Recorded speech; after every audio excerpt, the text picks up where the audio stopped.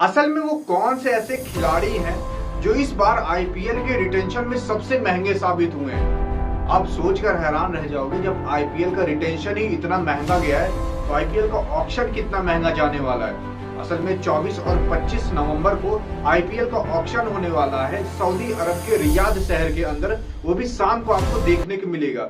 लेकिन आप जानते हो दिवाली के दिन 31 तारीख को जब आईपीएल का रिटेंशन जारी हुआ था तो उसमें इतने महंगे खिलाड़ी को केवल रिटेन किया गया था, जितने में पहले आईपीएल का ऑक्शन होता था उतने में आदमी जो खिलाड़ी रहते थे उनको खरीदा नहीं जाता था। असल में बता दो, ऐसे 5 खिलाड़ी जो कि इस बार सबसे महंगे साबित हुए। तो सबसे पहले नंबर पर आते हैं पैट कमिंस, जो कि 20.5 करोड़ में इनको रिटेन किया गया था।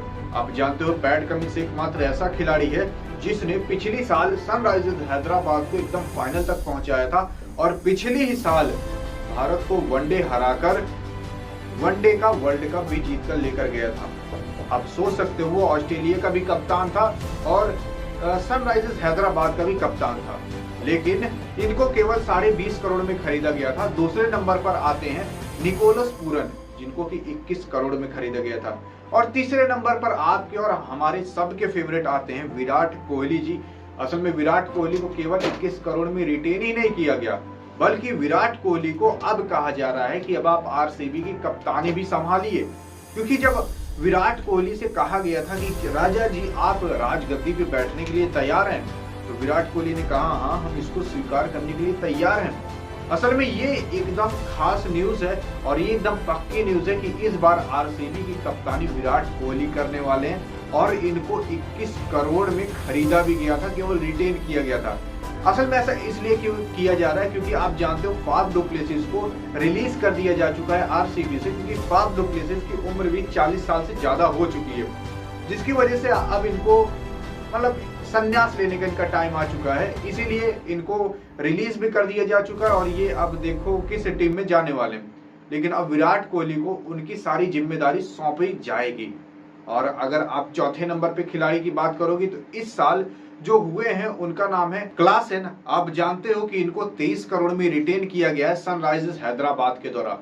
तो सनराइजर्स हैदराबाद पिछली बार इतनी तगड़ी टीम थी और इस बार इन लोगों ने शुरुआत में ऐसे ऐसे प्लेयरों को रिटेन कर लिया है और इतनी तगड़ी टीम बना ली है जिसका कोई जवाब नहीं। और अभी तक इस क्लासेन के ऊपर कोई नहीं जा पाया। असल में केवल ऐसे 4 ही खिलाड़ी हैं जो कि सबसे महंगे साबित हुए। 5वें खिलाड़ी आप जानते हो कि पिछली बार थे कौन, हमारे मिचेल स्टार्क।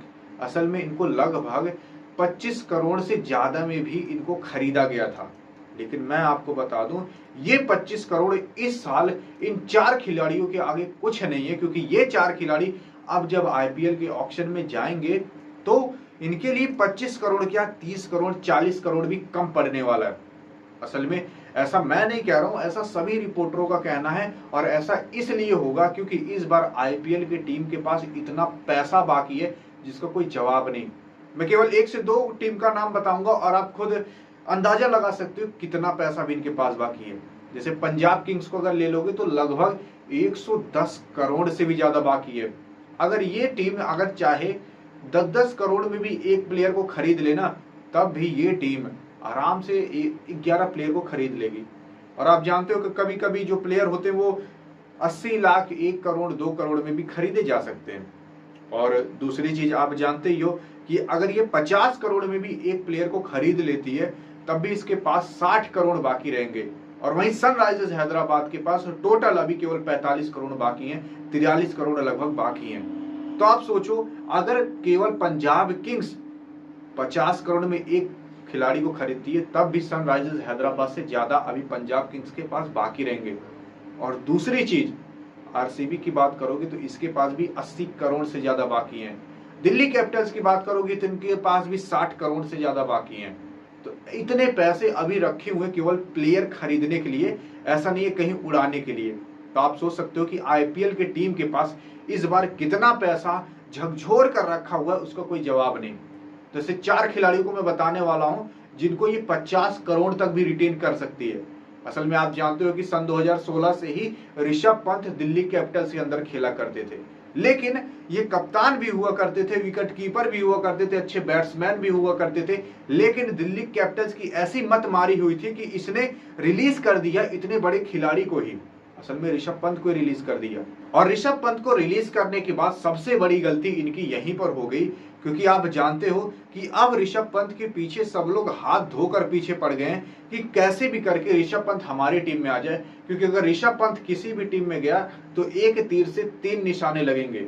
असल में अच्छा बैटर मिल जाएगा, अच्छा विकेट कीपर मिल जाएगा और अच्छा कैप्टन मिल जाएगा, जिसकी वजह से हमारे ऋषभ पंत जी के ऊपर इतने पैसे इस बार ऑक्शन में लगने वाले जिसका कोई जवाब नहीं। और दूसरा आता है भाई ऐसा खिलाड़ी जो कि पिछली बार तो स्टार बना हुआ था, आप जानते हो श्रेयस अय्यर। असल में श्रेयस अय्यर केकेआर का कप्तान हुआ करता था और केकेआर में उसने पिछली बार केकेआर को फाइनल भी जिताया था। लेकिन केकेआर की भी ऐसी मत मारी हुई थी कि अपने कप्तान को ही रिलीज कर दिया जिसने आईपीएल का फाइनल जिताया हो। मैं तो यही सोच रहा हूँ कि भाई शाहरुख खान के मन में ऐसा क्या ही आया होगा कि कप्तान को ही निकाल दे रहे हैं। अब केकेआर के पीछे जितनी भी बाकी 10 के 10 फ्रेंचाइजी हैं आईपीएल के अंदर, वो सब हाथ धोकर पीछे पड़ चुकी हैं कि मैं तुम्हें 20 करोड़ 30 करोड़ 40 करोड़ रुपए दूंगी, तब भी श्रेयस अय्यर किसी में जाने के लिए तैयार नहीं है। लेकिन अंत में किसके टीम में जाने वाले हैं वो तो आगे चल के पता चलेगा। तीसरे नंबर का जो खिलाड़ी आता है उसका नाम है ईशान किशन। असल में ईशान किशन केवल देखने में छोटा है, लेकिन उसका जो शॉट होता है और उसके जो छक्के चौके होते हैं वो लाजवाब, वो बहुत बड़े होते हैं, जिसकी वजह से मुंबई इंडियंस ने जब इनको रिलीज किया तो इनके पीछे भी अच्छे बैट्समैन पाने के लिए सब हाथ धोकर पीछे पड़ गए हैं। कोई भी पैर धोकर नहीं पीछे पड़ा है, लगभग सब लोग हाथ धोकर ही पीछे पड़े हैं, जिसकी वजह से ईशान किशन के भी ऊपर इस बार आईपीएल के ऑक्शन में पैसे बरसाए जाएंगे। चौथे नंबर का खिलाड़ी आता है, आप जानते हो, केएल राहुल जी। असल में केएल राहुल और पहले एलएसजी के कप्तान हुआ करते थे, लेकिन एलएसजी के कप्तान होने के दौरान इनका एलएसजी के मालिक से और हमारे केएल राहुल से जो तनातनी थी उसमें कुछ ज्यादा ही कांटे और अड़चन आ गए थे, जिसकी वजह से केएल राहुल को फिर से रिटेन किया जा रहा था एलएसजी के अंदर। लेकिन केएल राहुल साहब कहे नहीं, हम इसमें जाएंगे ही नहीं, क्योंकि हमारा तो भाई तनातनी हो गया, जिसकी वजह से अब ये एलएसजी के अंदर जाने के लिए तैयार नहीं है, जिसकी वजह से अब ये भी इनको भी रिलीज कर दिया गया है। असल में एलएसजी ने रिलीज नहीं की, ये खुद रिलीज हुए हैं, खुद इनका मन था कि मैं एलएसजी से निकल जाऊं, जिसकी वजह से अब क्या होगा कि आपको केएल राहुल जी आईपीएल के ऑक्शन में दिखेंगे। और केएल राहुल आप जानते हो कि सन 2017-18 में जब मैच आता था तो विराट कोहली के बाद एक समय ऐसा था कि इनका नाम आना चालू हो गया था। आप सोच सकते हो ये इस लेवल का खिलाड़ी है। वो बात अलग है कि अभी इनका 1 से 2 साल से परफॉर्मेंस ठीक ठाक नहीं चल रहा है। बाकी आपको क्या लगता है कि ये जो लास्ट में मैंने 4 खिलाड़ी बताए ये कितने में बिक सकते हैं और कितना हाईएस्ट प्राइस जा सकता है, आप खुद बताना। अगर आप एक बार सोच कर देखो कि विराट कोहली इनकी जगह होते आईपीएल के ऑक्शन में, रिटेंशन में, आईपीएल के ऑक्शन में, तब वो कितने में जाते, कितनी की हाईएस्ट बोली लग सकती थी, आप खुद अपने दिमाग से बताना। बाकी यहाँ पर होती वीडियो एंड, अधिक जानकारी के लिए बगल में क्लिक करके देख सकते हो। मिलेंगे नेक्स्ट वीडियो, तब तक के लिए जय हिंद और जय भारत।